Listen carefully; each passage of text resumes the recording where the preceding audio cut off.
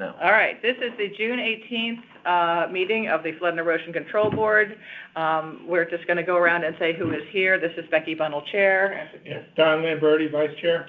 I'm Dick Mahusky, I'm the Secretary. Charles Abercrombie, Board Member. And then we have Rue O'Brien, Recording Secretary. And we have at this point member of the public, John Dilley. Do we have any other members of the public? No, does not appear so. Okay. Then at that point, I will go ahead and call the meeting to order. The first item of business is to hear, consider, and act upon the minutes of the May 2024 meeting. Did everyone get a chance to review them, and does anyone have any edits that they would like to propose? I did and I don't. I reviewed them and I don't either. I have one item for conversation.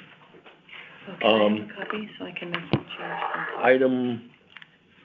On item 3, the fourth bullet, which, as I printed out, is on the second page. It reads, dredging of Pine Creek, ready to apply for permit renewal and need to secure funding. The engineer was hopeful that grant money would be available. I would suggest for those who may be reading this in the future that after the word engineer, we put in parenthetically, Alex Mock, employed by the resident group, close parentheses. Just to distinguish that it's her employed by the resident group, not a town engineer. Oh, okay, so her name is... He'll give you his I'll give you this. Okay, all right, thank you. And then the other thing, ready to apply for a permit renewal. And it's actually a certificate of permission. So I would put, again, in parentheses, permit renewal, open parentheses, COP, close parentheses. Okay. And in fact, the actual permit notice doesn't say certificate of permission. And I was kind of surprised to see that. It just says permit notice. This certifies that authorization to perform work below coastal jurisdiction line and all within tidal wetlands, blah, blah, blah. So to conduct the following, excavate sand. And this is the original permit that was issued after Sandy, and this had 3 years to complete. So this original certificate of permission expired in October 2016. Are you sure it's a COP as opposed to a permit? I'm pretty sure. You are? Okay. I'm pretty sure that's what the conversation's about. Okay. I'll check that, and I'll get back to Prue whether to include that or not. Okay. Okay. Let's do that just so we're accurate. I will check. The fact that this doesn't have COP and says permit makes me want to just check. No, that's a good point. Fair point. All right. Well, So that would be my suggestion. No. And only suggestion. All right, then do I have a motion to approve? Motion to approve. Do I have a second? All in favor, say aye. Aye. Aye. So approved. Okay, the next item on the call is update on replacing Mr. Wiswell. As you recall, Mr. Wiswell had to step down because he is no longer a resident of the town of Fairfield, which leaves us with an open spot. We have two really strong candidates, one of which is Mr. John Dilley, who's sitting on the phone right now, and the other is Dr. Gary Romeo. Both of which I think would be great additions to the board. However, my recommendation to Bill is going to be to take John Dilley, and the rationale for that is that he has much more of a riverine sense, and we are looking to bring riverine people onto the board. We tend to, this group here, the four of us that are here are all coastal residents, and we really need this to be a town representative board. So that will be my recommendation. Any discussions? Sounds like it's good reason to do it. I would support recommending Mr. Dilley. Okay, and I think Dr. Gary Romeo could very easily step onto the board when we hopefully, knock on wood, increase our membership from 5 to 7. Right. And I think he would be a good candidate at that time. So I will reach out to him and let him know that I will be recommending a different person for the short term, and that hopefully he will still be interested when we expand our member base. Any other conversation on that topic? No. Okay, the next item on call is the update on status of active projects, and unfortunately, Bill Hurley is on vacation, so I did not get any updates on any major projects. However, there are a couple project updates that we can give. One is the Penfield Pavilion, just for clarity. I think there's been some misinformation floating around. The contamination right now, we have removed all the contamination under the locker wing at this point, and they are now moving to remove the rest of the contamination from the main building. It is likely that we will be going over budget. They've removed 6,000 pounds. Tons, sorry. At this point, and the budget was for 7,000 tons. Did they take the stuff underneath the parking lot? Wasn't there contamination under the parking lot too? I think they got those were hot spots, and they did the hot spots in the very beginning. Okay. And hot spots were all done before they then moved to the base contamination. So this is just the base contamination at this point. So I do think we will be getting a recommendation to the Board of Selectmen and then Board of Finance to increase the budget, but hopefully it won't be too high. We just don't know how much fill is under there. Is the timeline going, or is the timeline getting pushed back? My understanding is that the timeline is still on target for a spring reopening, but that they're not going to let us know that right now. I don't. Well, it's going to continue to be, quote, too early to be late, unquote, for a while now, I think. But this excavation has been going on for a long time, and I didn't, whether we even have a anticipated project timeline, I'm not sure. But I mean, this started in January, or maybe even the hotspot December. Remediation, yeah. Yeah, but it's been going on for quite some time. On the other hand, 6,000 tons is a substantial Yeah, amount of material. Yeah. So Truck to New I don't know. Jersey and truck to My only personal comment is, as I was thinking about just that topic, I said, boy, this is taking a long time to get the dirt out of there. Sounds like it to me. Well, I was sort of surprised at the sequence they chose. I would have personally done the main part of the building first, because that way, while they were excavating under the locker room, they could have been doing the helical piles, which are two different subcontractors. So I'm not sure why they chose. Do one bay, take out one. Well, yeah. Anyway, you know what? It is what it is. Not our call. Not our call. Not our project. The other thing that I will update about Penfield.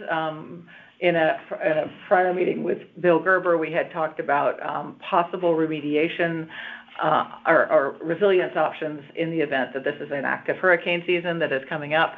And Eli, who is the project manager for this, did say that they have a $25,000 contingency, which we could then take the good sand that is sitting in the parking lot and make a berm in front of the pavilion, which would allow us some level of resilience. So I think we have to caution residents not to. Now, when you say in front, are you talking street side or water side? I'm talking water side. Okay. Although that's a good question. I wonder if the berm would do better if it were street side. I don't know. When you make They keep using terms like front. I was don't know. envisioning it being water side, but you make a good point, which we should probably have someone do an evaluation whether street side would actually protect us When you better. make a berm, it's a restriction like under 12 feet, or can you just keep piling it up? You can keep piling it up. This is something that Deep had said to us during the coastal beach residence thing that they did at the fire training center. They said that you could actually pile, when a storm is coming, you can actually make a non-reinforced dune in front Of any height? to protect it. Yeah, of any height. Okay. But the likelihood is if you put it beach side, the water will just wash it under the pavilion, and so they'll just then have to dig it back out again. So it's not really going to. First of all, nothing would protect against the sandy, because even if we built it to the same level that it used to be, it would wash right into the pavilion. But at least we know that there is a $25,000 budget to do that, and that would protect us against some level of storms, and that they are, I believe, prepared to do that. Okay. That topic has been all verbal conversation. I'm going to ask Eli if he has a written version of what the emergency storm plan is. That's a great idea. Thank you, Dick. Thank you for that. I think that's a good suggestion. The next active project is this, the flooding that we have seen under the underpasses, which was particularly egregious this last weekend. Oh, my Lord. There were, 4 cars that were completely submerged, and they had to Three. they had to rescue three Oh, my, families. and somebody was sitting on top of their car, Yeah, waiting for the firemen. and another car tried to drive through. I mean, can you imagine? So luckily, we actually have a study about underpasses. So there are several things that I think we should probably put out in our next newsletter.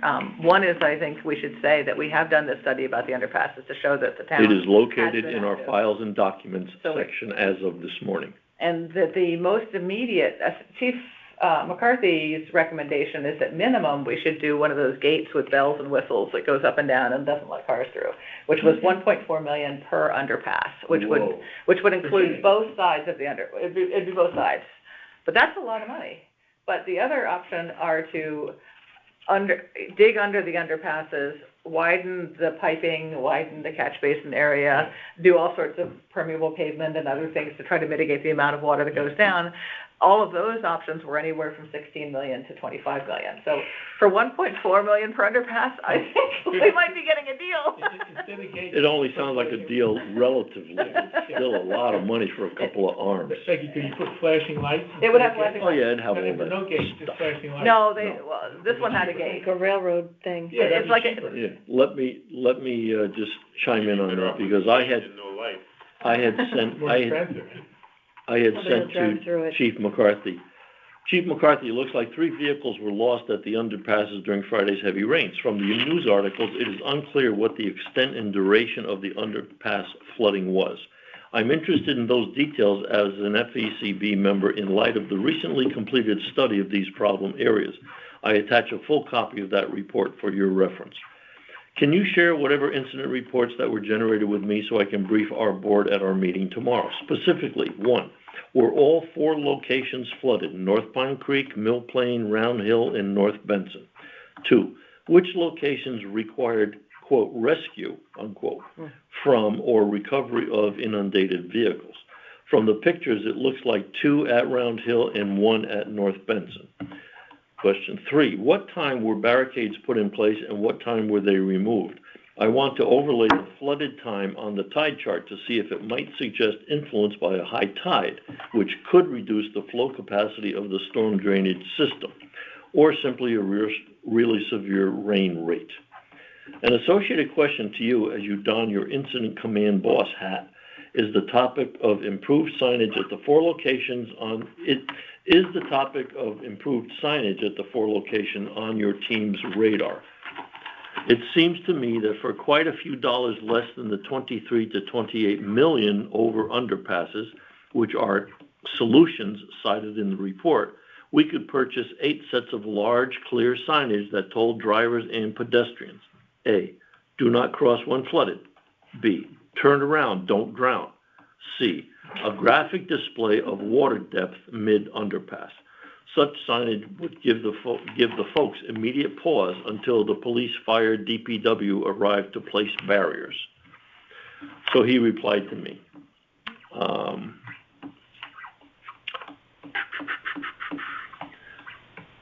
Number 1, flood locations included North Pine Creek, Mill Plain, Round Hill, North Benson, and Chambers Street. So all 4 Oh, plus right. Chambers. Yeah, all 4.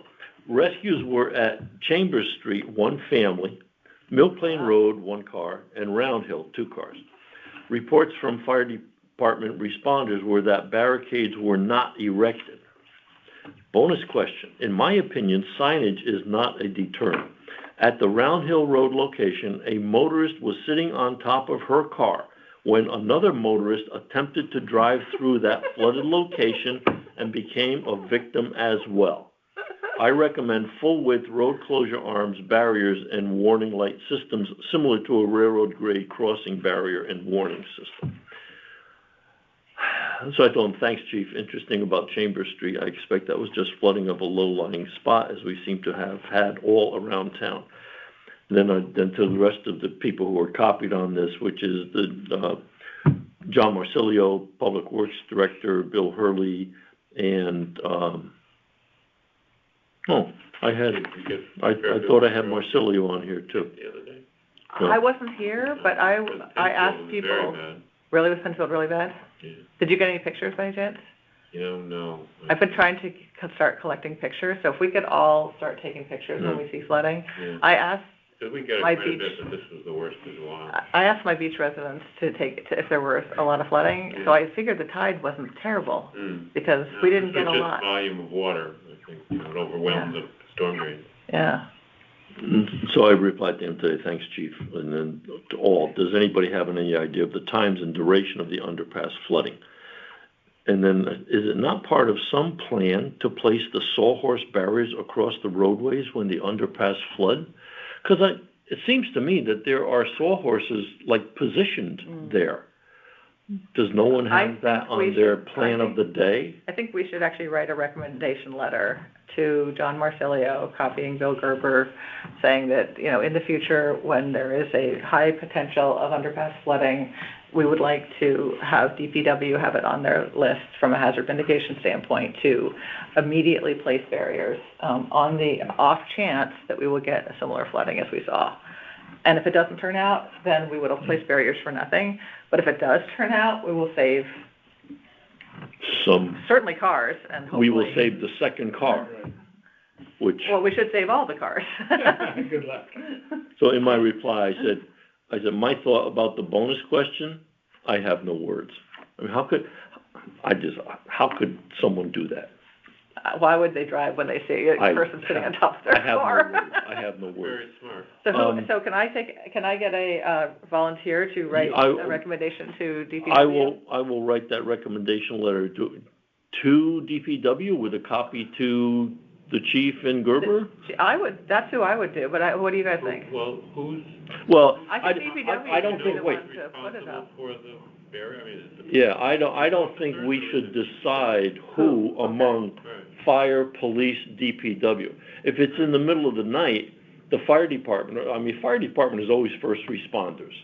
And they would be the logical ones to put pre-positioned sawhorses across the roads, I would think. Police officer. Or a police, yeah. All right, I so mean, I maybe don't we know- send it I don't to, know what's in whose contracts, Yeah. you know? so why don't we send it to the chief of police, the fire chief, and John Marsilio, and just say, we're not sure who would be the right, town body, I don't know, organization, to place these, but we would like to have this built into the town's, emergency response plan, a very overt positioning of sawhorses built into the town's emergency response plan with a owner of who will do it. I'm surprised there isn't one. Yeah, already. assign responsibility for it. So I'll write the letter to those three, copy Gerber and us. Yes. Sounds good. As far as any other... Let's make a motion. I make a motion that I write that letter to the fire chief, police chief, and DPW director, and send it to them with a copy to FECB and Bill Gerber, stating our belief that it is important to have as part of the emergency action plan, placing barriers in the case of a rainstorm. Ahead of with the potential, when there's potential of a rainstorm, of a rain flooding. Okay, second the motion. Second the motion, all in favor? Aye. Aye. Thank you, Dick, for offering that. Other active projects, I mean, I think the Riverside Drive Kearney project is proceeding at pace. I have not heard that it has slowed down. There's nothing physical happening there. Yeah, I noticed it, I saw the electric was there. The big electrical is ready for hookup. The gas mains have been capped, but that's all that I see happening. Okay. Perry's Green is well underway. They're actually driving, They're driving the sheets. piles? Oh, I haven't seen that A lot yet. of equipment down there. I should go look at that. They're driving sheets already. Okay. It seems that they're starting at the yacht club end and just they'll be working their way around. Oh, that actually brings up something. The yacht club had wanted to, join up with us when we were doing our project, and we never sort of heard back from them whether they remember they wanted to possibly do some remediation on their site as well? Yeah. And I don't know what happened. I think they had to fundraise for that. I wonder if we should reach out to them and just say... I can't put this in context. I heard that the yacht club is, maybe it's the Harbor Commission. Maybe the yacht club is asking the Harbor Commission for permission to do something on their property. Tapped into harbor people that I'm not. No, I don't know. I don't know Okay. if I saw it on their agenda. I mean, they obviously know what's going on because it's right next door to them, so. Yes, they can see it every day. Yes. And then that's all I have as far as, I know there's a lot more projects that are sort of in the works. The only other project that, I'll talk about on item 6 is our 2024 plan, but, at this point, I don't have any other updates on active projects. Just a comment that I did send an email to John Trzynski and Dave Murphy and Chris somebody who was the consultant that did that underpass study for us. I just sent them a copy of the Bridgeport Post article and a Facebook posting by the fire department. And I told them I would copy them on anything further I learned about duration of that, just to keep them in the loop on that as an FYI. Okay. I have 2 other items, but I think they belong more in item 7, which is other new business, because I don't think they're technically active projects on our. So unless I there's. just raised a point on a sort of active thing, I'm looking for the name of the committee. Oh, the Marsh Migration Monitoring Committee. Dick? I have not followed up on that, and I have heard nothing back from them. I will try and re-up that. Because the other connection to that Marsh Migration Board or whatever it is, we're doing the Turney Creek project now. And when you look at the drawings, the setting of the self-regulating tide gates on the Turney Creek Riverside Drive project, it seems like it's just copying what was done at Pine Creek. And I don't know whether that was thoroughly thought out and vetted in a similar fashion to what was done for Pine Creek by Ty and Bond. I'm pretty sure it was Ty and, yeah, it was Ty and Bond.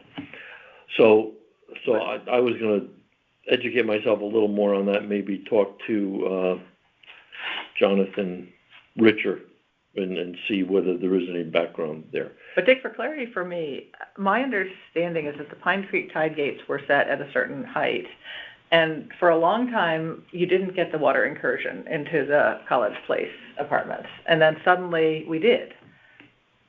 Right? I mean, it wasn't like you got the incursion. I don't know that. That's what they're saying, but I mean, that is what they're saying. Yeah. So.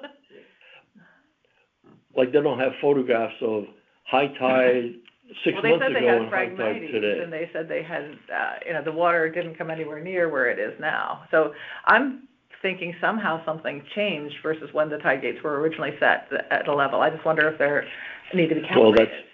Well, that's why this group has to get together and say, okay, what's going on here? What is the setting? How are they operating today? Are they operating with a maximum height of whatever it is?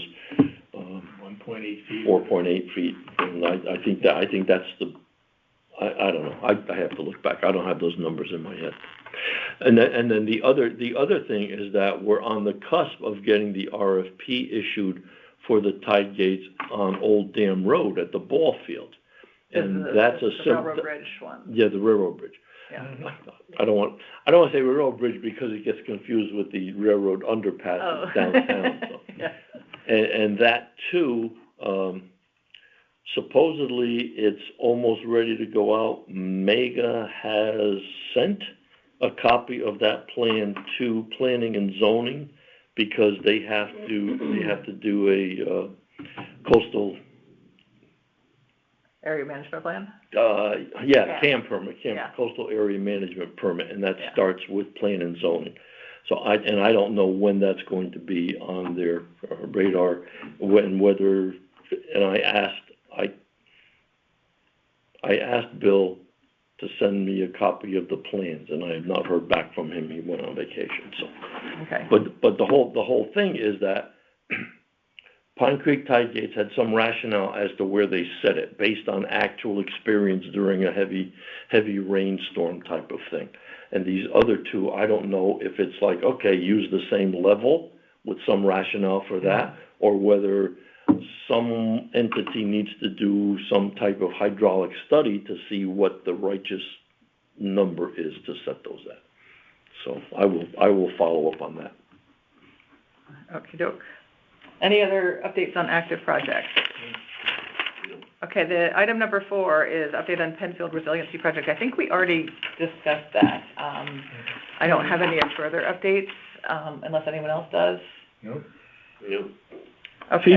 Feedback from the public is very positive for the town placing that improved toilet facility Yeah. at the beach, because they were very annoyed at the caliber of the previous 2 porta-johns that were there. Yeah. Although I will say there have also been several residents that have been very vocally complaining about the lack of resiliency measures given the upcoming hurricane season, and they are writing notes and letters to FBRA, at least, that I have seen, one of whom you may guess who it might be, but there is, I think, some level of concern among the residents that there is not a certified emergency storm plan in place, which is why Well, you I were will going to ask be if writing. there is one. You were going to be writing the letter, which will then clarify that. Yes. Mm-hmm.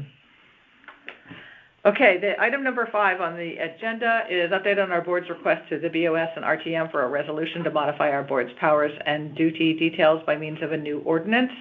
And I would add to that, it's not just powers and duty, but it's actually to modify our name and our size of the board and clarify the powers and duties. What if I can't remember the name? I know. So I think we were FBRB. talking about doing FERB as our new acronym. Okay. So They really came up with a lousy. Yeah. it's a very awkward name. Very long. It does not flow trippingly off the tongue. No, Flood and Erosion Control Board was very easy to say. But now it's Flood, Erosion, Climate Resilience.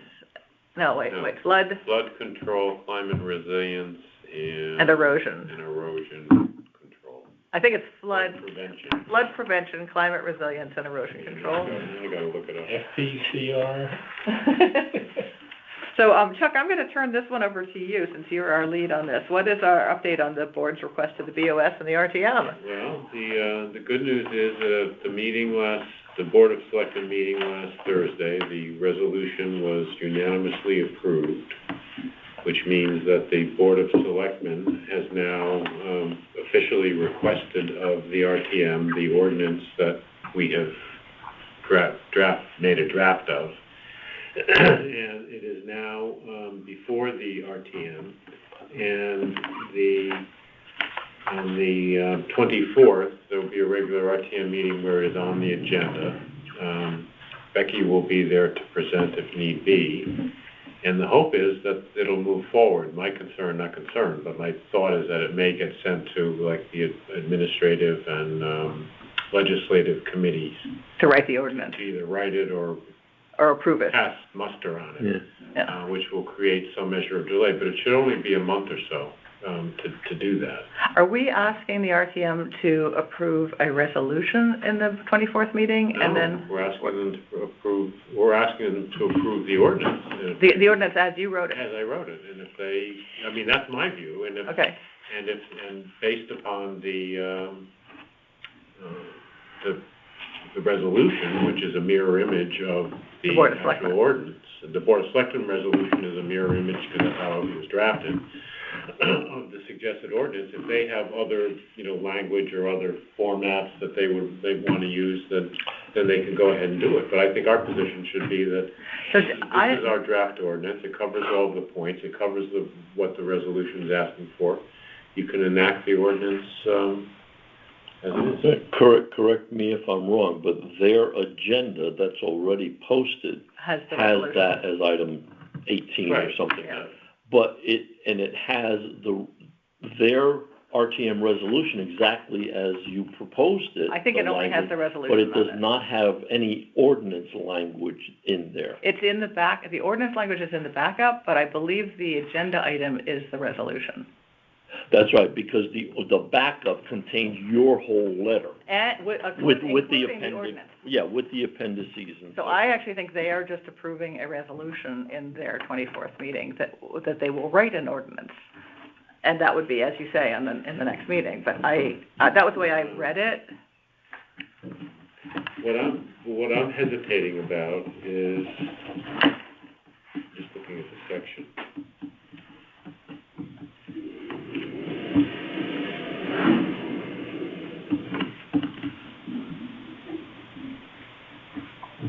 Can you turn the AC off in here?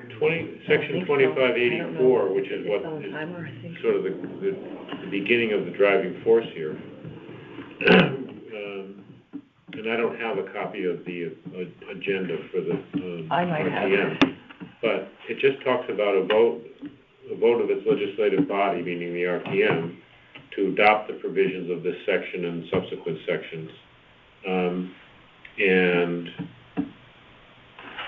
I'm not sure what role or what necessity there is for a resolution to make it a two-step process.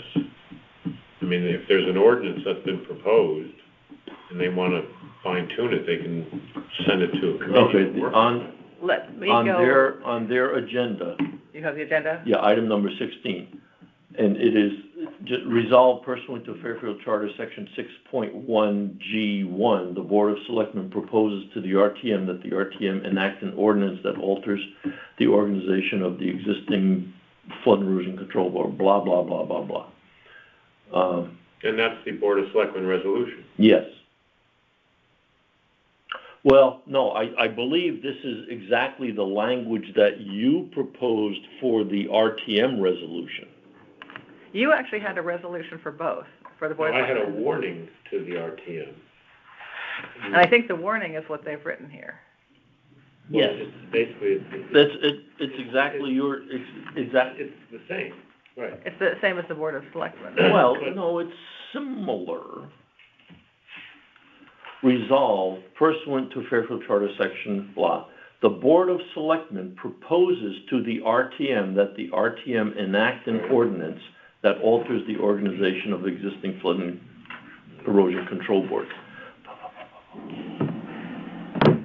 Yeah, So they will approve the idea that they will enact an ordinance, and then, to your point, they'll presumably send it to a committee to write the ordinance.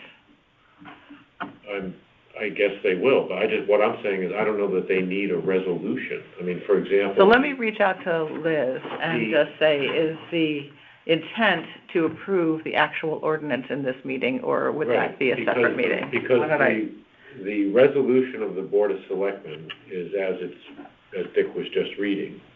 And then the warning, which is, and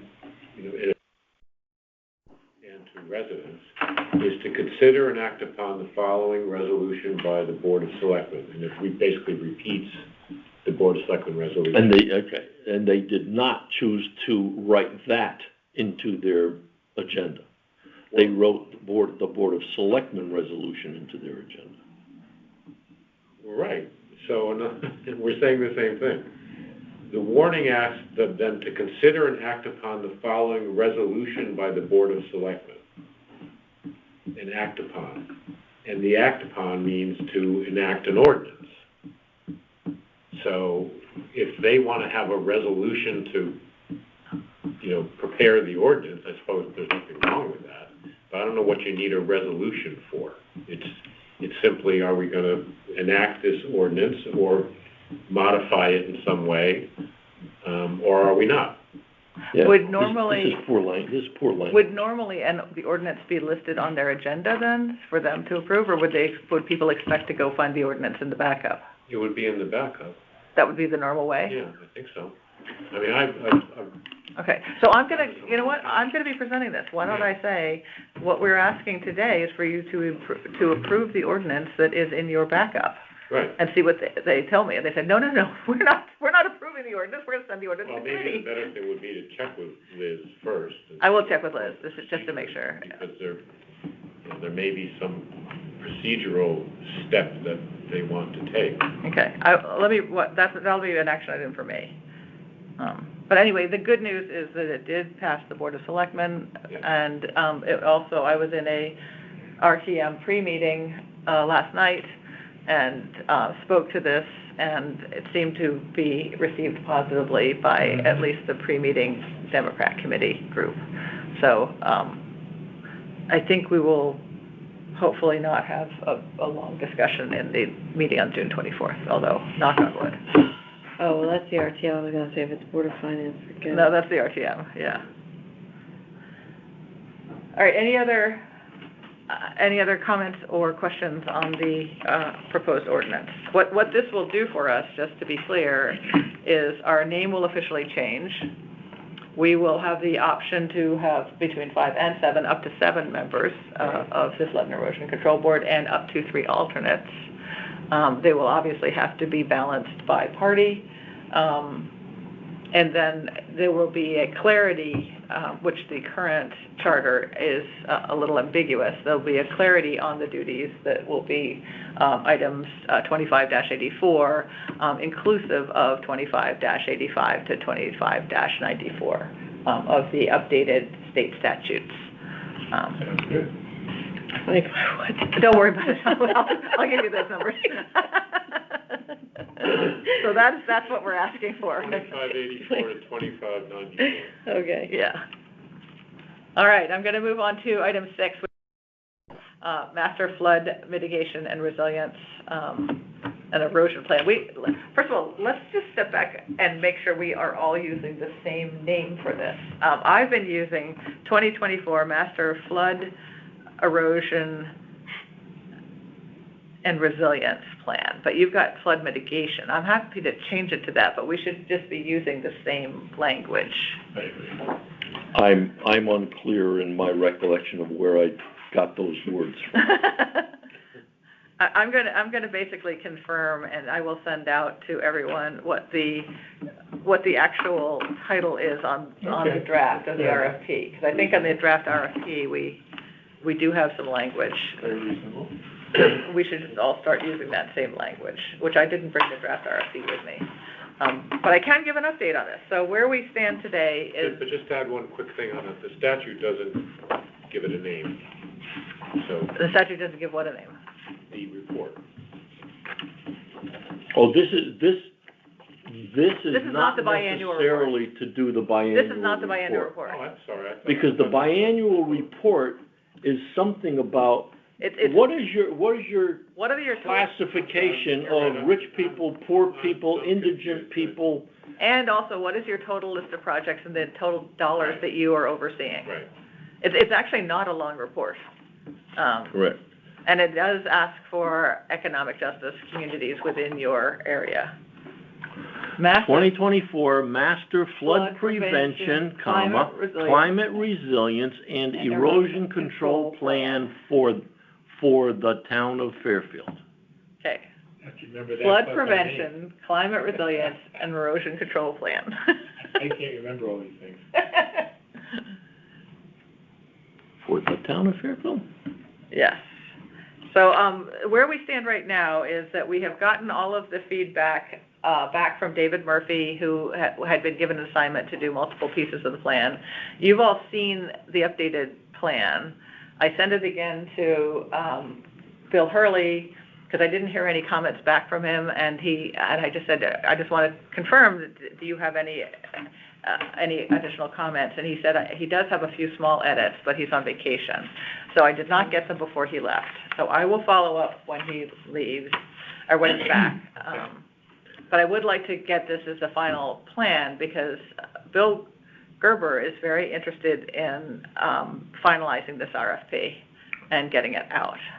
And do you know if Dave Murphy has in fact received the real purchase order to cover his work on this? I don't know that. Because Bill Gerber asked me that question after Wednesday last. I do know that he submitted an invoice Last to Wednesday. Bill Hurley for the work he's done. which he would need to have, obviously, a finance budget line item in order to pay that invoice. So I don't know whether he has actually gotten a finance line item budget. I mean, that request was put in a month and a half ago, so I would be very surprised if he doesn't have it yet, but I don't know that yet. And Bill's on vacation, so I haven't been able to ask him. I'll call Dave Murphy tomorrow and ask him. He'll know if he got. Well, he'll know if he got the, yeah. I'll just ask Dave Murphy. And I don't know what our payment plan as a town is, whether it's net 30 or whether it's net 60. I mean, I don't know what we pay on. But I do know that. Prue? What? What's our normal terms for vendors? Net 30? Well, I mean, it's normally, I guess, net 30, but I know that when I pay bills, they're not, I mean, I try to pay them pretty quickly, but because they have to get approved, you have to put purchase orders in, you have to attach an invoice, sometimes it just takes a little longer. So the invoice from Dave Murphy only came in about a little over a week ago, so it hasn't been in the system long. Who has it? It was sent to Bill Hurley. Okay. I mean, I could check and see if there's something in Munis. Yeah, actually, that would be worth, Well, I mean, if he sent an invoice, he must, because he was the one who asked, hey, where's my purchase order? Yeah. So if he sent the invoice, Well, actually, And he would need a W-9 as well. Let me see if he put a PO on the invoice. I can check that.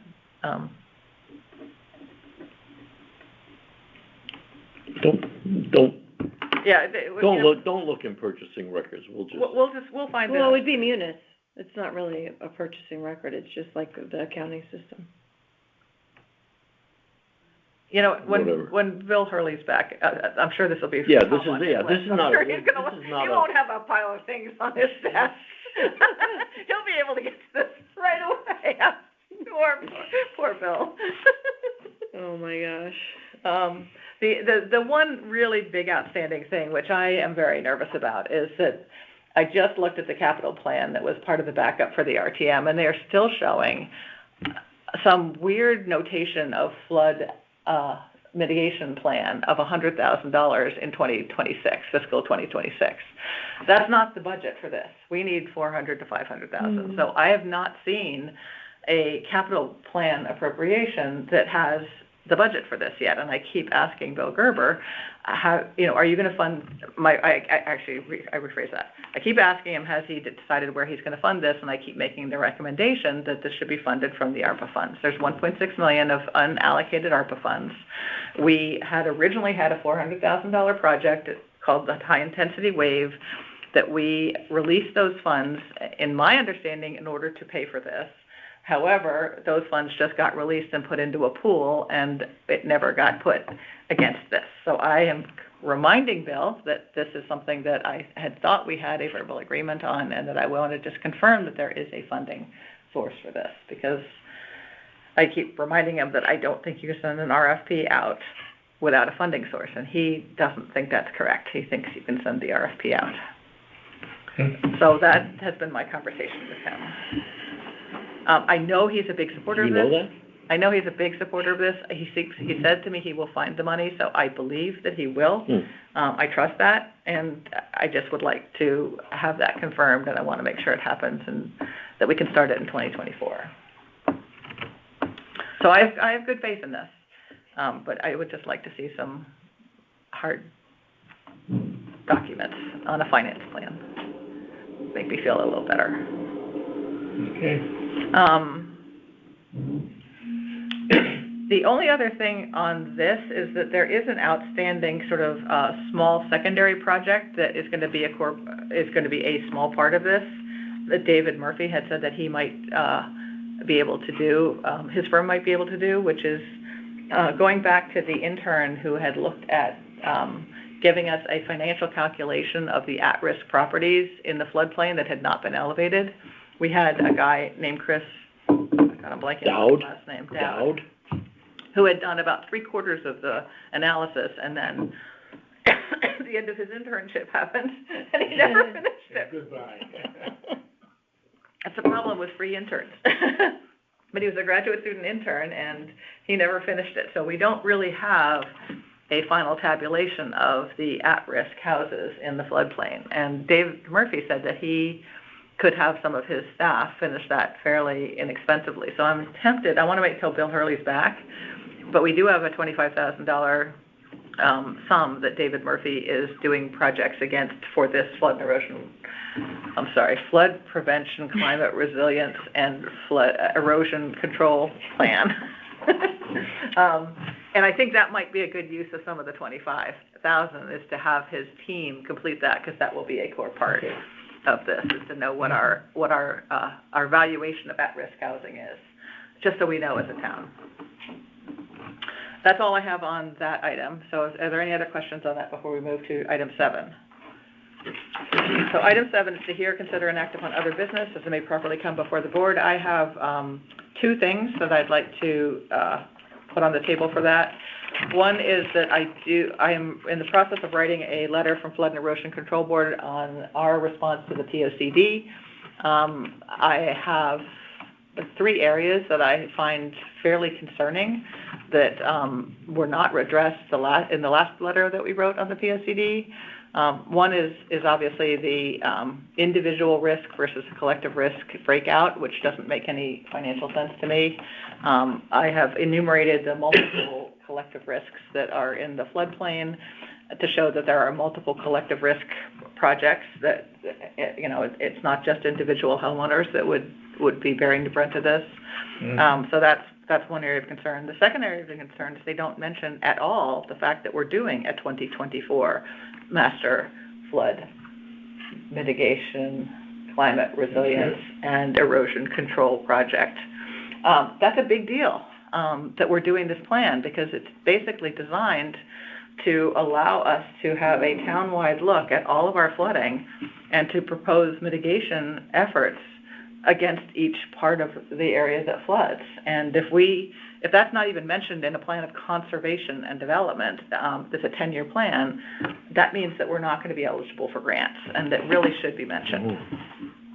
The third area is that in the resilience section, which starts on page 53, they talk about the individual risk and collective risk, which I already am writing that I have a concern with. But they sum up each section of their plan with kind of a recap of strategies. And in strategy E, point number 3, they call out that the town will explore any area of will explore funding and conduct studies or something. This is me paraphrasing, for any area of the coastal flood plan that can stand on its own merits. And as in BCA. Yeah, and we all know that no individual section stands on its own merits. And the whole point of doing a master plan is to look at collective action that could plug multiple holes as part of a master plan. And if they basically say in a POCD that we won't look at any individual segment, they've basically undermined completely all of the work that we'd be doing for this master plan. Sure. And I said, why would you do that? There's no reason. They take it out.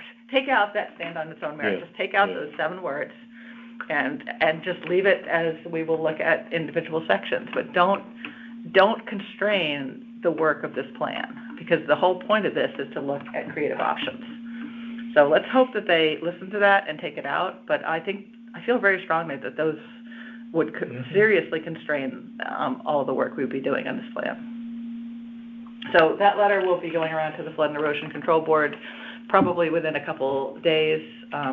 Unfortunately, I'm leaving Thursday to go to a wedding, so you probably won't get it early next week. But I do promise you will get it.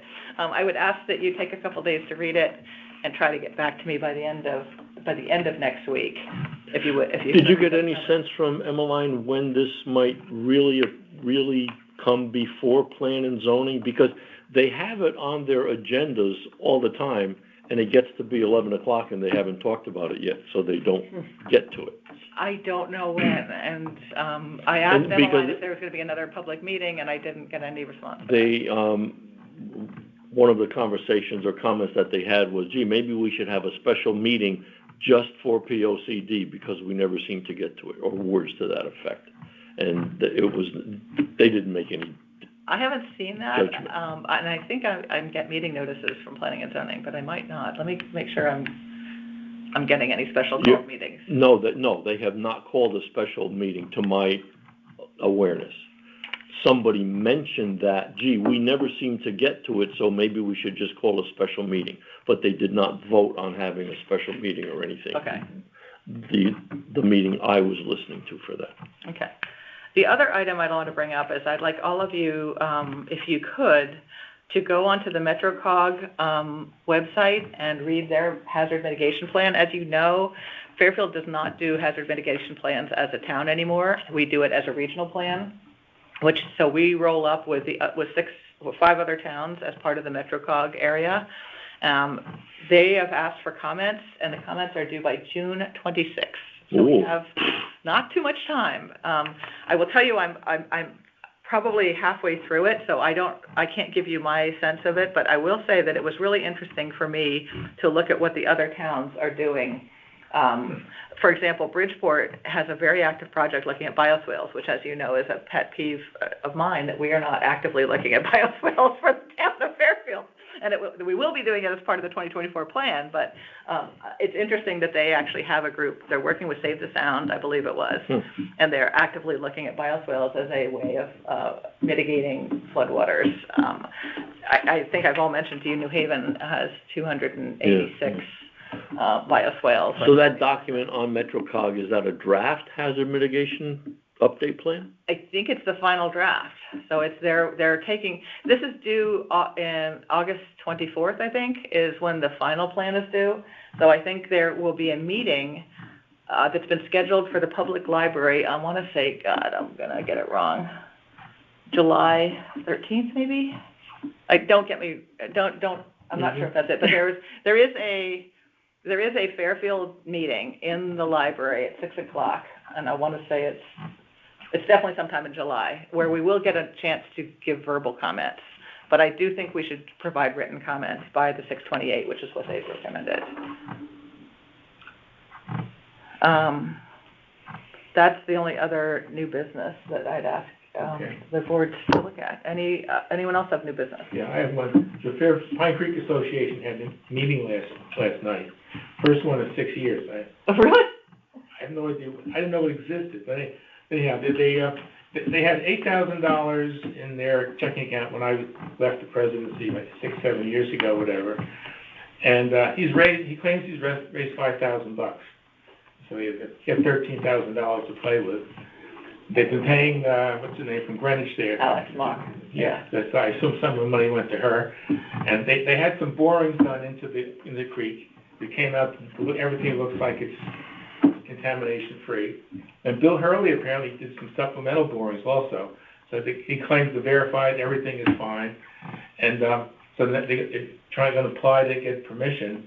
What they want to do is they want to take the sediment from there, just pump it across and put it on nourish the beach on the other side of the creek.